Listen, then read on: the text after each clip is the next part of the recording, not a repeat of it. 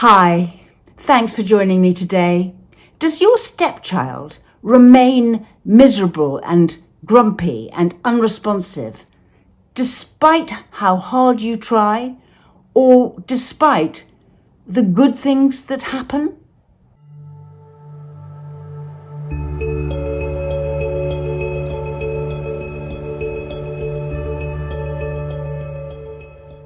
Subscribe to my channel and hit the notification bell, and I'll let you know every time I post.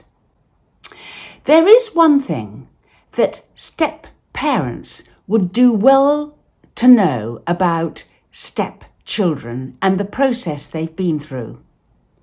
Because step-parents are formed as a result of something else not working out before, either the death of a parent or a divorce or separation, or at the very least, even if it's none of those things, it's a change of circumstance for the child where you as the step-parent have come in alongside the parent of the child and become their partner. And that is a massive change in family dynamics for the child. Any of these things that happen in a stepchild's life can have an effect. And the thing that a step-parent is well worth knowing is when change happens, or grief, or trauma, and by grief, I mean, it doesn't have to be the death of a parent. It can be the death of a relationship and the death of what was before, the way the child lived, the family environment it was living in, these kinds of things. Or trauma in the sense of upset, big change that the child hasn't been able to cope with for whatever reason. If there's any of that present in your stepchild, then a likely response is that your child finds it difficult to be happy or to celebrate good things that happen afterwards. For example, the child might get selected for something or get given a part in a play they really wanted, or achieve and a success like passing a grade of a musical instrument or being accepted on a sports team. Any good news or success or fun or things that would normally cause happiness and delight and excitement, and the child is so pleased, can have a very alarming opposite effect in a stepchild. Why? Well, it's because every time a success happens in your life as a stepchild, it's tinged with what a shame, things aren't as they were, and then I could have been happier. So, for example, the child gets accepted onto something, but they're sad because mummy or daddy has died, and mummy or daddy will never know about this success. So, however, it's almost like the more of a success it is, the more of a tragedy it is in the child's life, and the child is genuinely sad at that.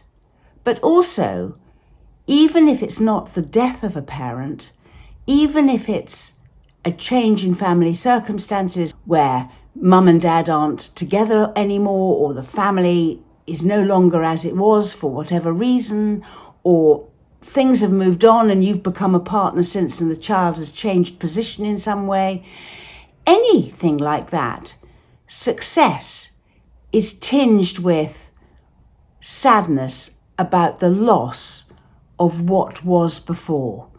And the child can think, I'm sad because we can't celebrate as we would have done, or whatever. Now, this is really important because as a step-parent, particularly a new step-parent, you often want your children and stepchildren to bond, be happy. You can celebrate things.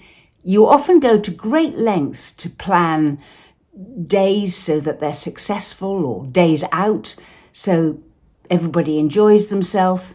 And it doesn't matter how hard you try, but the child is unhappy.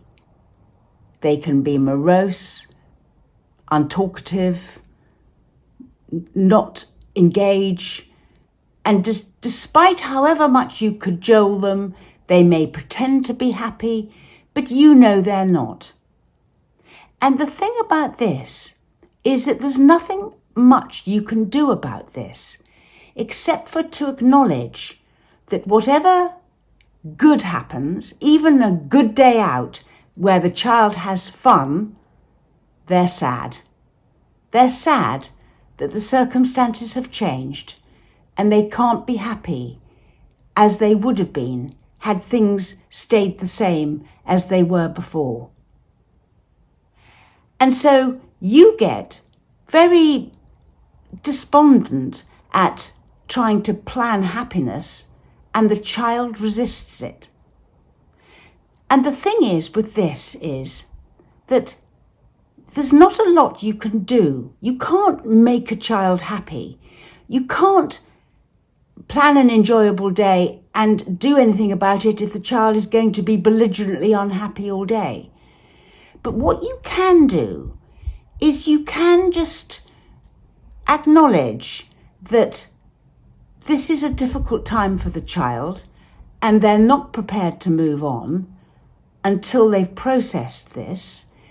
Things can get better with understanding, and that to manage your expectations about how happy you can make this child when they're so processing what has gone before. You can't make them happy by what you do.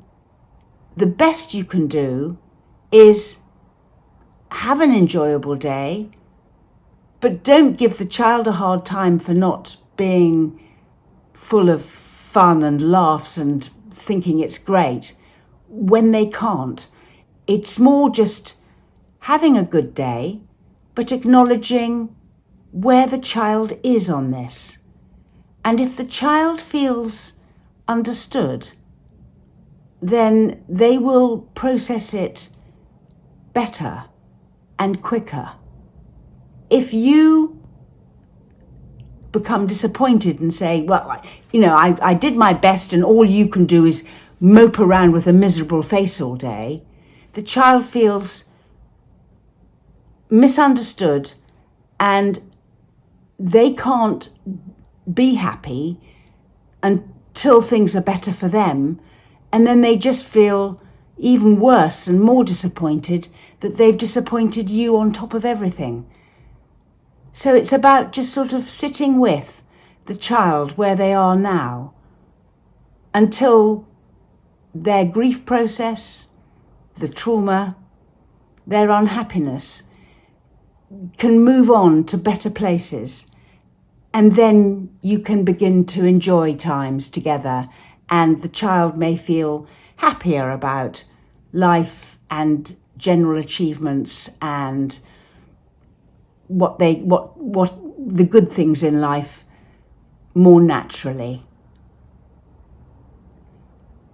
It's a tough one, this, because as a step parent, you often make big efforts to help the child enjoy themselves. And so often, despite how hard you try, the child doesn't respond and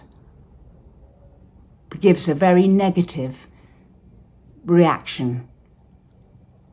But if you understand it from where the child is coming from on this, they will appreciate you understanding them. We run workshops, sessions, an email response service, and we write booklets. Look, in the description box below for links to our social media and website.